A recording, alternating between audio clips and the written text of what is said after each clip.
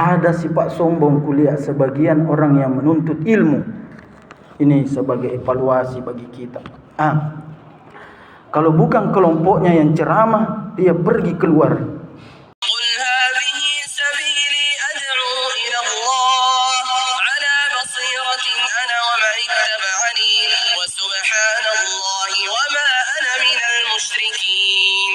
Jemaah salat Jumat rahimakumullah, ku anfusakum wa ahlikum nar. Jaga dirimu, diri kita ini, dari siksa api neraka. Yang membuat manusia celaka ada sifat yang tidak boleh dimiliki, yang disebut oleh ulama ini akarnya dosa. Akarnya dosa. Sifat apa itu? Takabbur. Iya. Takabbur. Dan inilah yang menyebabkan iblis tidak mau menaati perintah Allah. Bukan sujud kepada Adam, tapi yang akan perintah itu Allah. Dia langsung membangkang. Khalaqtahu min tin wa khalaqtani min nar. Dia diciptakan dari tanah sementara saya dari api. Ini kesombongan untuk memberikan alasan sifat menolaknya perintah Allah Subhanahu wa taala. Kalau kita ini di manusia yang sekarang terjadi, kesombongannya berbeda. Dan definisi sombong menurut Nabi sallallahu alaihi wasallam, batarul haqq wa gamtun nas. Menolak kebenaran. Saya lebih 10 tahun berdakwah di penjara. Ada sifat sombong kuliah sebagian orang yang menuntut ilmu. Ini sebagai evaluasi bagi kita.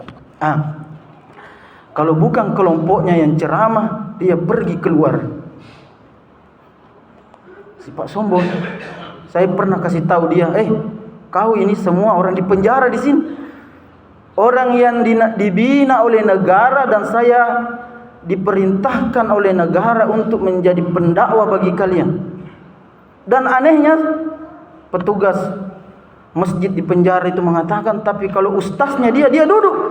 Wih, waliyatubillah. Ini kesombongan ini. Jangan. Karena kapan Anda menyombongkan diri bahwa kelompok Anda lebih baik daripada orang lain, berarti itu sifat kibrun, batarul haq, menolak kebenaran yang disampaikan pendakwa itu. Banyak sifat sombong. Ada juga orang sifat sombong karena harta, dan itu diwakili oleh Qarun. Maka Allah benamkan dia, fakhasabnahum fabidarihimul ard. Kami benangkan dia, kasih likuifaksi dia, masukkan dia di dalam bumi. Jadi likuifaksi pertama itu di dunia adalah Qarun dibenamkan bersama harta. Jadi sombong dengan ilmu, sombong dengan merasa punya kelompok kajian tersendiri. Itu Pak Nabi, sahabat Nabi pernah ditegur oleh Allah.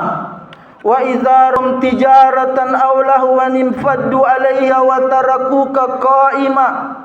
Qul ma 'indallahi khairun minal lahwi wa minat tijarah. Wallahu khairur razikin. Apabila mereka melihat perniagaan atau permainan, dia meninggalkan engkau Muhammad dalam keadaan berdiri menasihati mereka.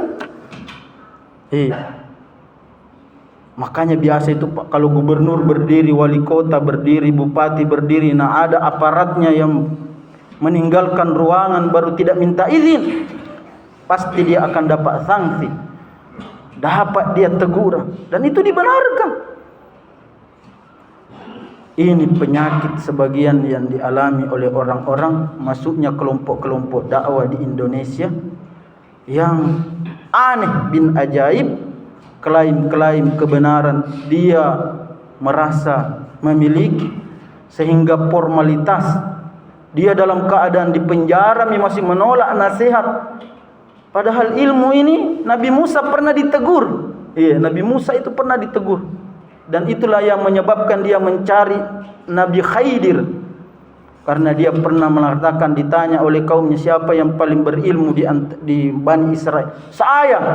Maka Allah mengatakan kepadanya, kamu bukan paling orang yang berilmu. Ada orang yang paling berilmu di atas engkau. Maka Allah berikan. Dia mengatakan, ya Tuhanku, berikan aku petunjuk bagaimana bisa bertemu dengan. Maka itulah kisahnya panjang di Ashabul Kahfi ketika dia mencari seorang guru. Dan di situ Musa gagal menjadi murid karena dia tidak bersabar. Jadi sifat sombong ini tidak boleh dimiliki kepada siapapun. Iya, karena ini yang asbab iblis dilaknat oleh Allah. Iblis, Fir'aun mencontohnya tidak mau menerima nasihat itu.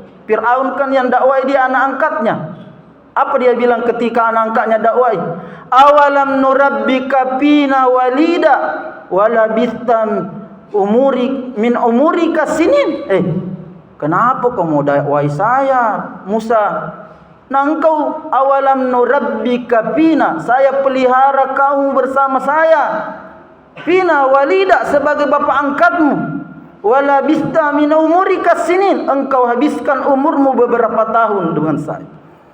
Jadi sifat takabur ini dapat menyebabkan seseorang masuk neraka dan itu berbahaya.